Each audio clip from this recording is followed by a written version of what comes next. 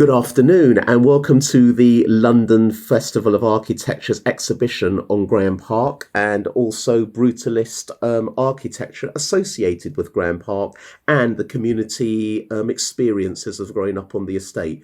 My name's Christopher Benjamin, and firstly, I'd like to say thank you to Father Joseph for asking me to do this short presentation. My family and I moved into Grahame Park in 1974, and we lived in Martinside, which was one of the spine blocks. The family finally moved out in 1999. My family were immigrants to the United Kingdom. My father was from the West Indies and worked for London Transport as a driver, as conductor, then a driver at Edgware Bus Garage. And my mum worked for the NHS at various hospitals, initially as a nurse, and then transferred to become a nursery nurse working at Wingfield Day Nursery.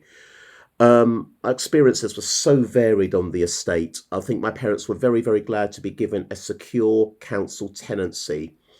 That was a big thing back in the 70s and definitely in the 60s, given the scandals that emerged around Rachmanism and abuses within the private rented sector.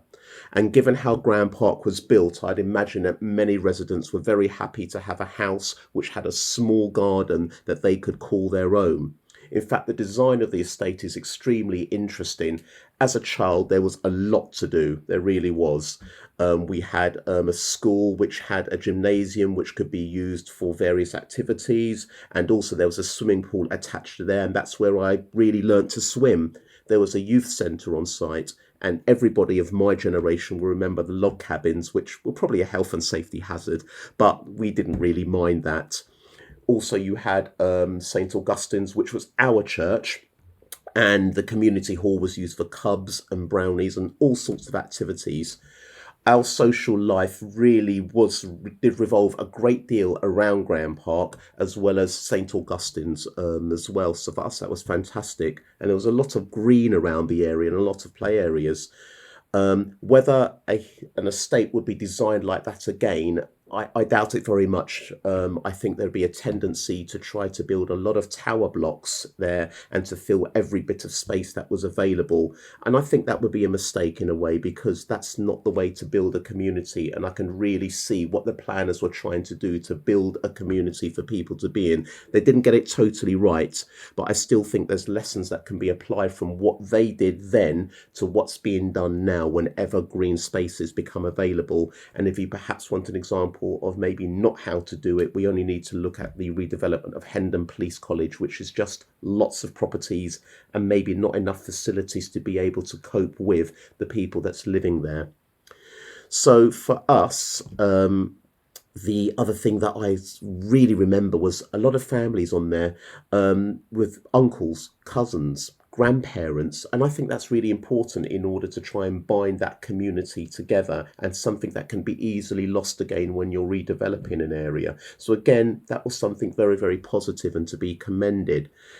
Again, a lot of things didn't go as well as we wanted to. In some ways, there was issues with nuisance. There was other issues with neighbours leaving, sometimes cheap by chowders. So there was always going to be arguments. But you could genuinely see what the planners were trying to do, and I really, again, commend them for that as well. And my experiences are, for me, largely positive of Grahame Park and of the facilities that were provided, and what it gave my family, which was something that they really didn't have before in terms of a safe, secure place that they could call their own.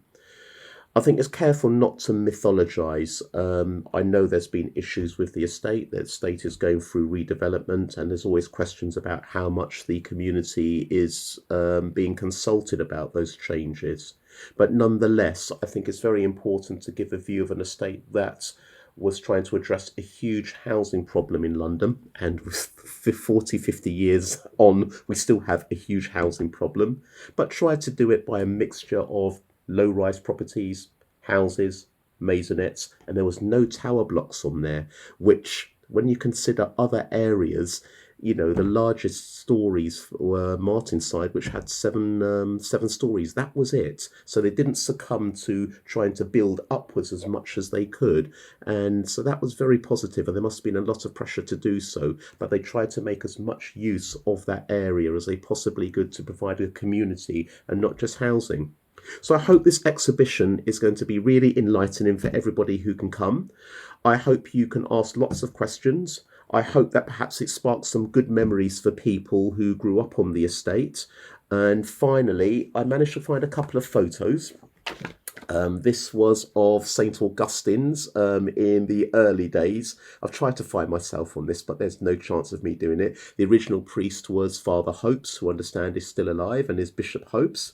And also, this is a photograph of Winfield Day Nursery, and that's my mum in the blue, Sheila Benjamin, who at times I thought everybody knew her because I couldn't really do anything without word going back to her, so I didn't even try after a certain point.